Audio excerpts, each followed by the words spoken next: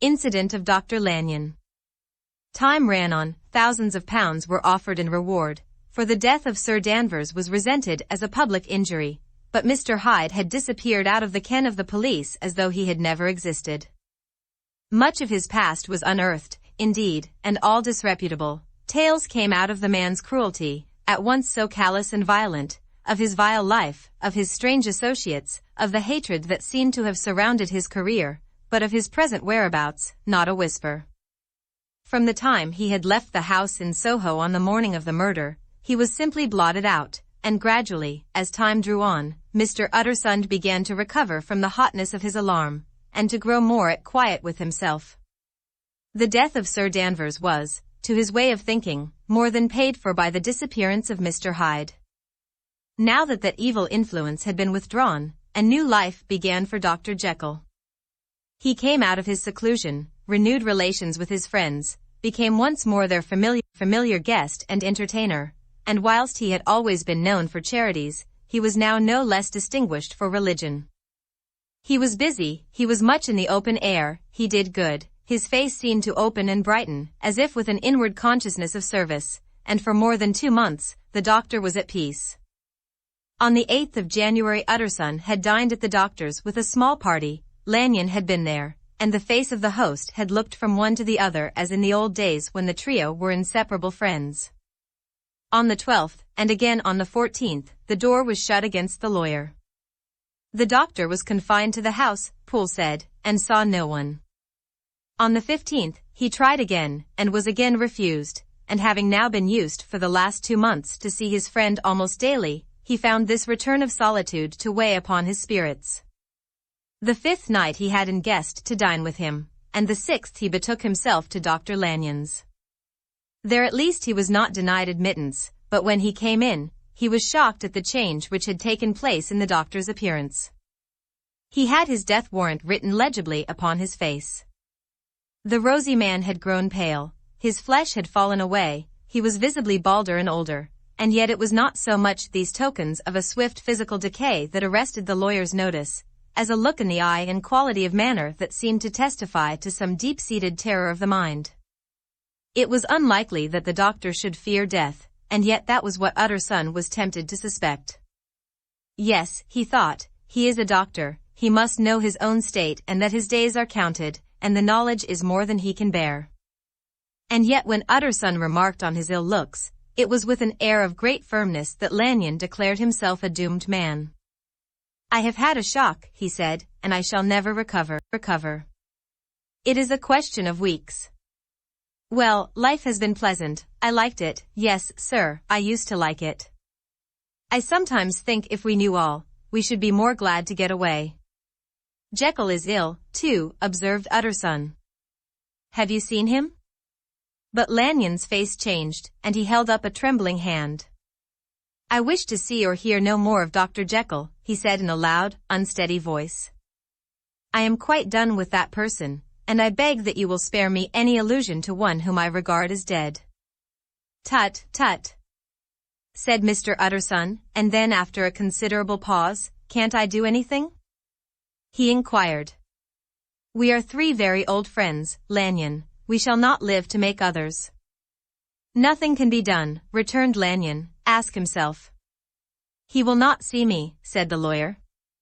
I am not surprised at that, was the reply. Some day, Utterson, after I am dead, you may perhaps come to learn the right and wrong of this. I cannot tell you. And in the meantime, if you can sit and talk with me of other things, for God's sake, stay and do so, but if you cannot keep clear of this accursed topic, then in God's name, go, for I cannot bear it. As soon as he got home, Utterson sat down and wrote to Jekyll, complaining of his exclusion from the house, and asking the cause of this unhappy break with Lanyon, and the next day brought him a long answer, often very pathetically worded, and sometimes darkly mysterious in drift. The quarrel with Lanyon was incurable. I do not blame our old friend, Jekyll wrote, but I share his view that we must never meet. I mean from henceforth to lead a life of extreme seclusion. You must not be surprised, nor must you doubt my friendship, if my door is often shut even to you. You must suffer me to go my own dark way. I have brought on myself a punishment and a danger that I cannot name. If I am the chief of sinners, I am the chief of sufferers also.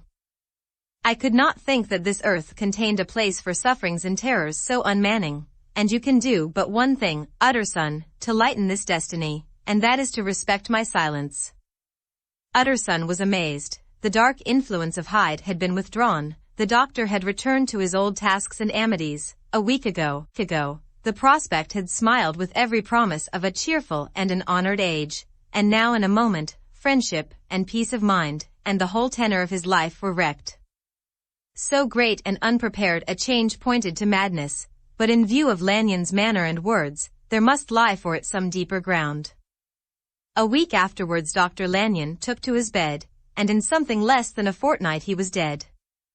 The night after the funeral, at which he had been sadly affected, Utterson locked the door of his business room, and sitting there by the light of a melancholy candle, drew out and set before him an envelope addressed by the hand and sealed with the seal of his dead friend. Private, for the hands of G.J. Utterson alone, and in case of his predecease to be destroyed unread, so it was emphatically superscribed, and the lawyer dreaded to behold the contents. I have buried one friend today, he thought, what if this should cost me another? And then he condemned the fear as a disloyalty, and broke the seal. Within there was another enclosure, likewise sealed, and marked upon the cover as not to be opened till the death or disappearance of Dr. Henry Jekyll. Utterson could not trust his eyes. Yes, it was disappearance. Here again, as in the mad will which he had long ago restored to its author, here again were the idea of a disappearance and the name of Henry Jekyll Brackett. But in the will, that idea had sprung from the sinister suggestion of the man Hyde. It was set there with a purpose all too plain and horrible. Written by the hand of Lanyon, what should it mean? A great curiosity came on the trustee, to disregard the prohibition and dive at once to the bottom of these mysteries, but professional honor and faith to his dead friend were stringent obligations, and the packet slept in the inmost corner of his private safe.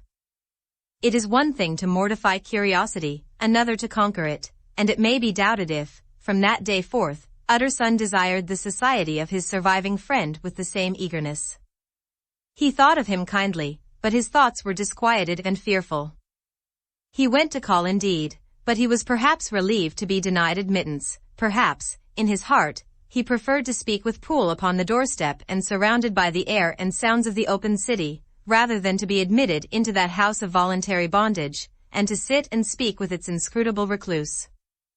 Poole had, indeed, no very pleasant news to communicate. The doctor, it appeared, now more than ever confined himself to the cabinet over the laboratory, where he would sometimes even sleep. He was out of spirits, he had grown very silent, he did not read, it seemed as if he had something on his mind. Utterson became so used to the unvarying character of these reports, that he fell off little by little in the frequency of his visits.